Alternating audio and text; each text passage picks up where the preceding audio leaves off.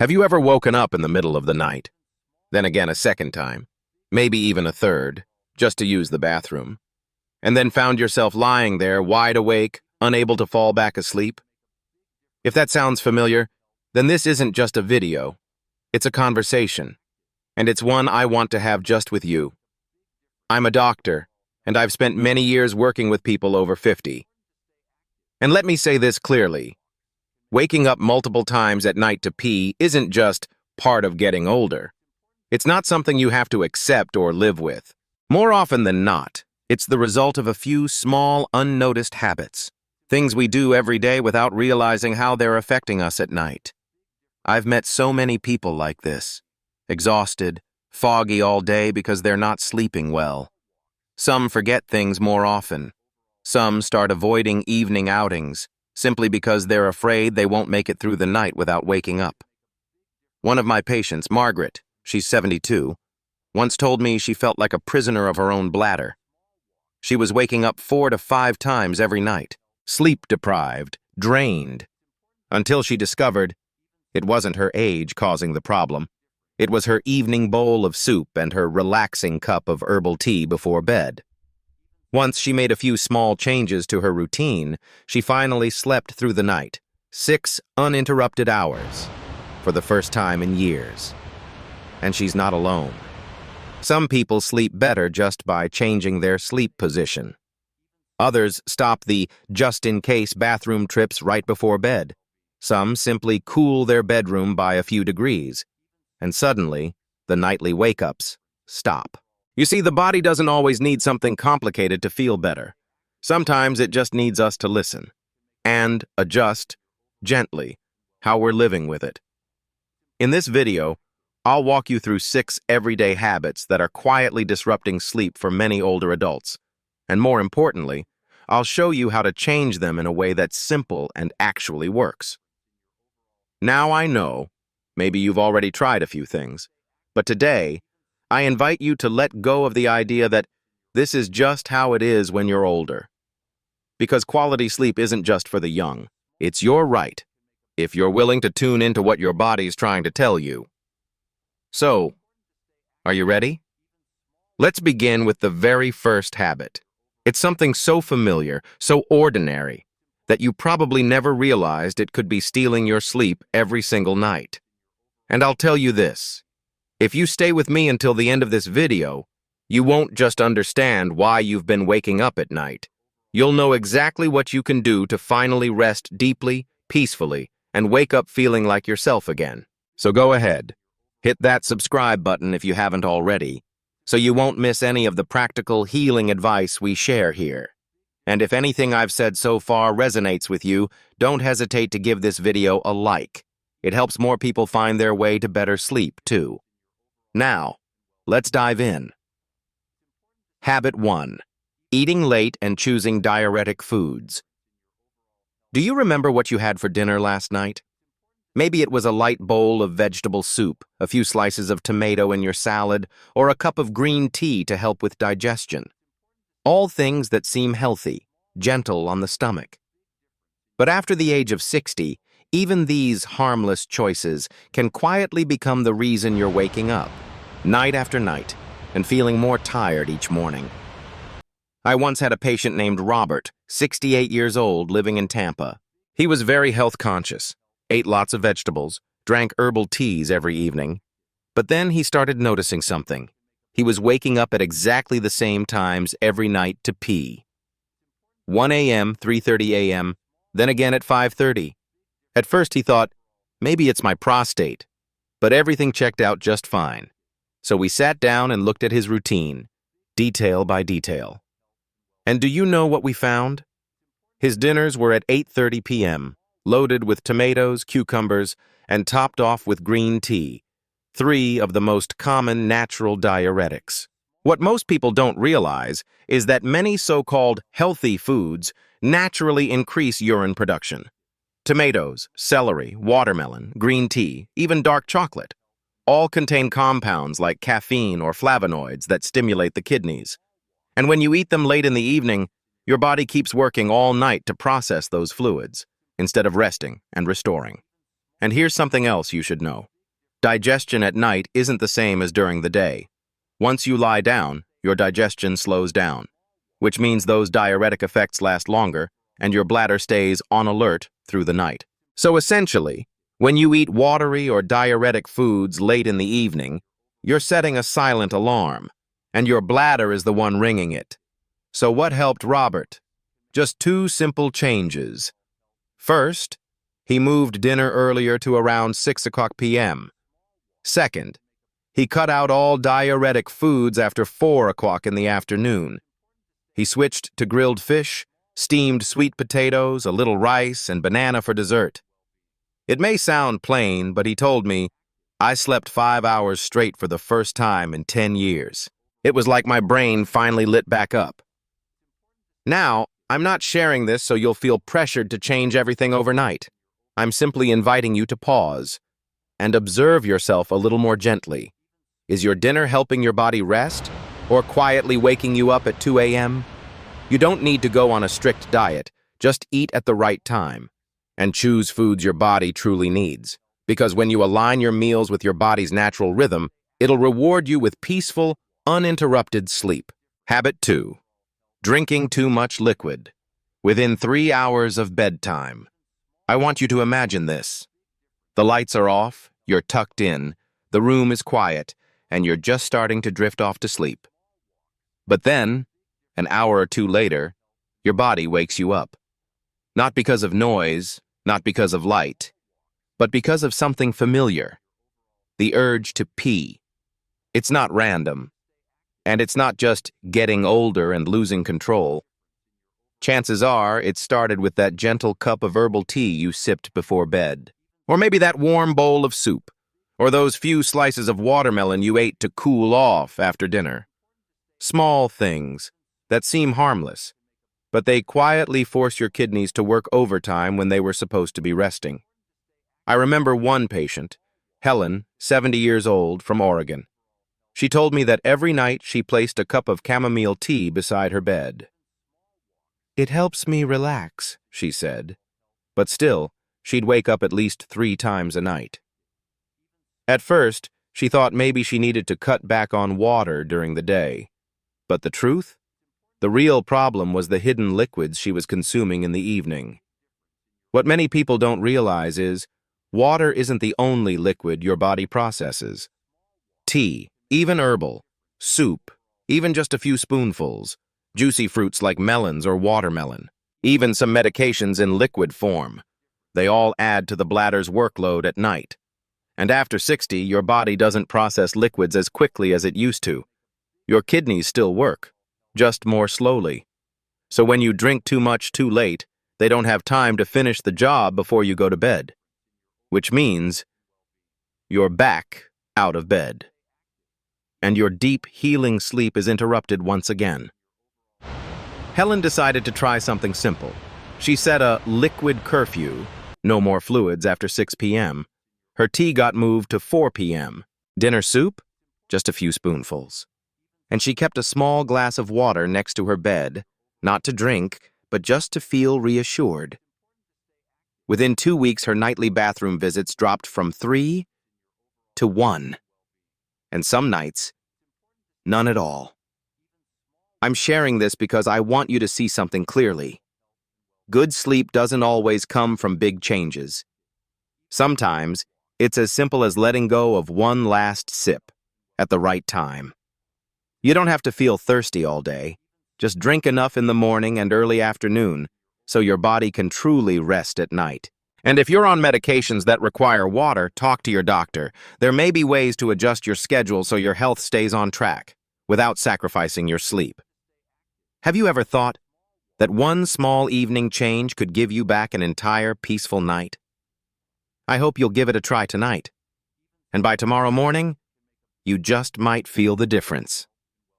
Habit 3. Going to the bathroom. Just in case before bed, even when you don't feel the urge. It sounds reasonable, doesn't it? You're about to go to bed and think, I'll just go to the bathroom one more time, just in case. Better that than waking up in the middle of the night. But here's the irony. That cautious little habit might actually be why you keep waking up more than you need to. I've met so many older adults with this routine, and honestly, I get it. Once we hit our 60s and 70s, it's natural to start scanning every place we go for the nearest restroom. We learn to live with a bit more caution, but sometimes being too cautious throws off the natural rhythm of the body. I remember Dorothy, 74 years old, a soft-spoken woman from Seattle. She told me, every night, even if I didn't feel like I had to go, I'd still use the bathroom before bed. It became part of my little bedtime ritual. It made me feel safe. But here's what puzzled her. Even after going just in case, she'd still wake up just a few hours later with that same urge to pee. It didn't make sense, until we looked at what was really going on. You see, the bladder is a learning organ.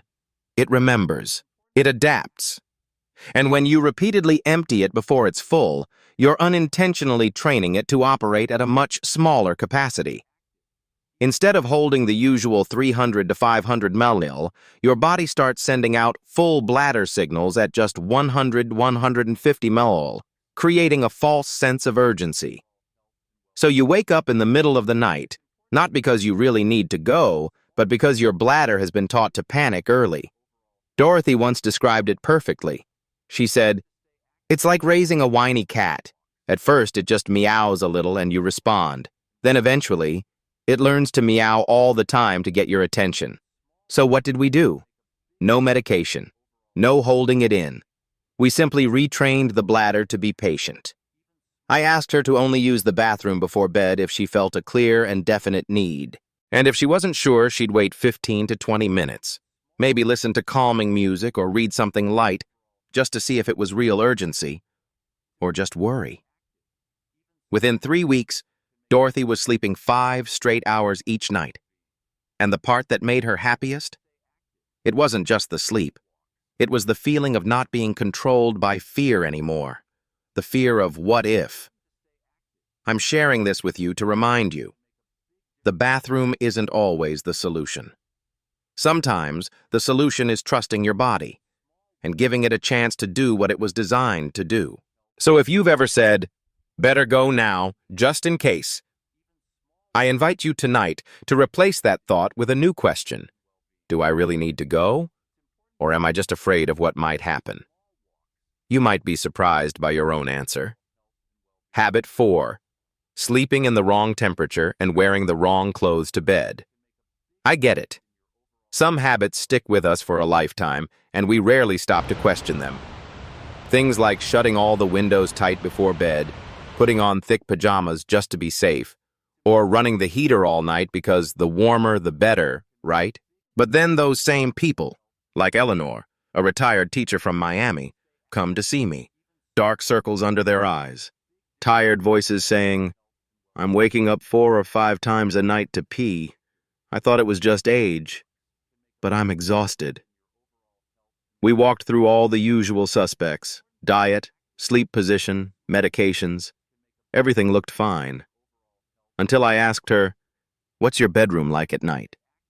She laughed and said, "I like it warm. No AC, flannel pajamas, thick blanket, even in the Florida summer."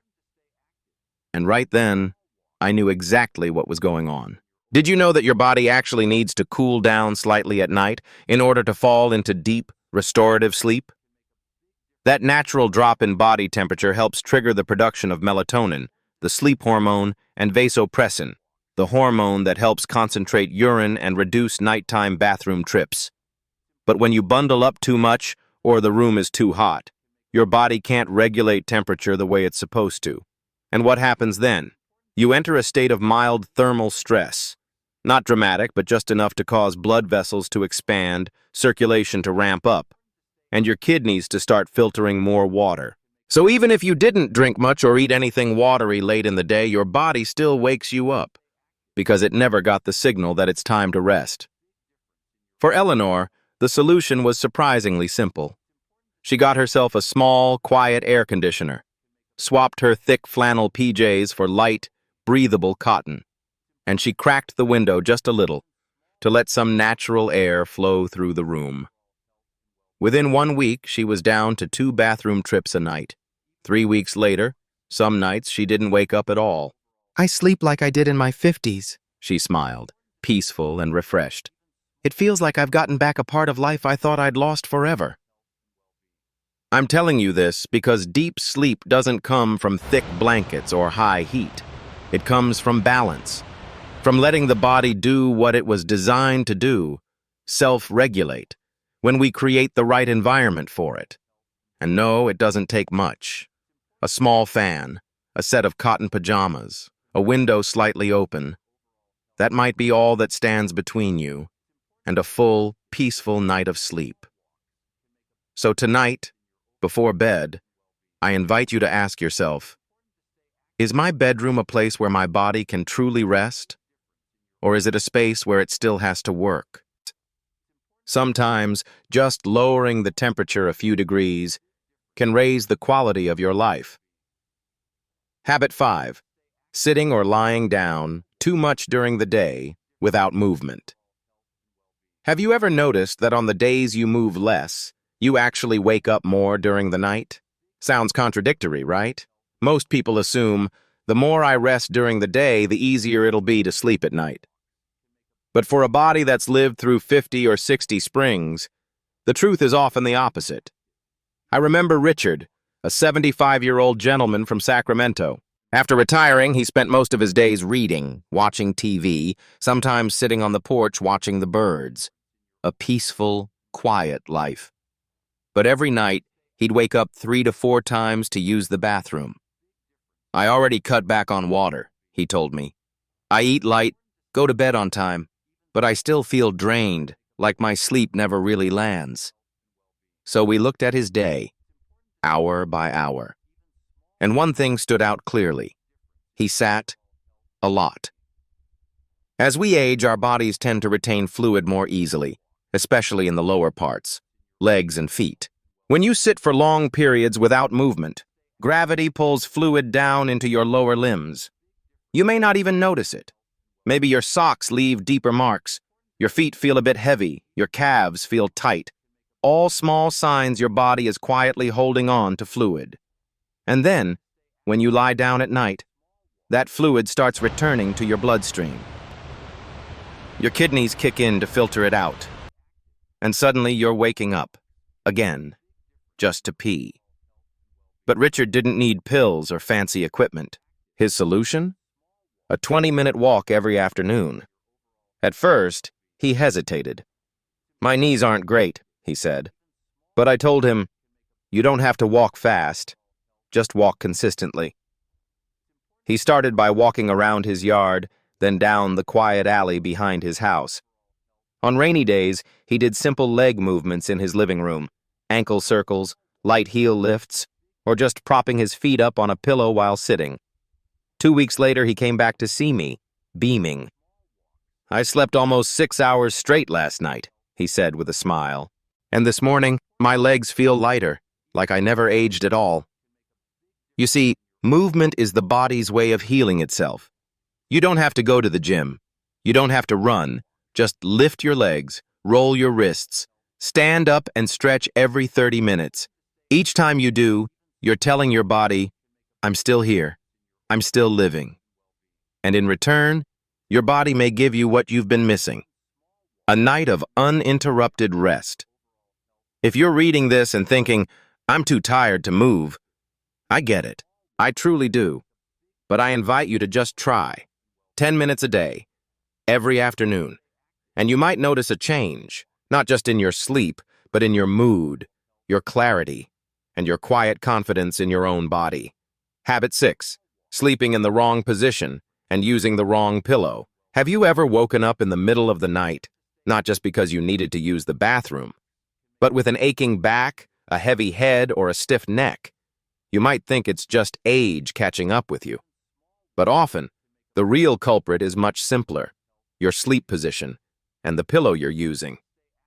I remember a patient named Frank, 71 years old, a retired military man living in Colorado. He didn't come to see me because of back pain.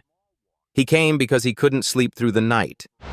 Every night he was waking up 3 times to urinate. And sometimes his own snoring would wake him up too. "Maybe it's just aging, or my prostate," he said. But after a full checkup, everything looked completely normal. So we went back to basics.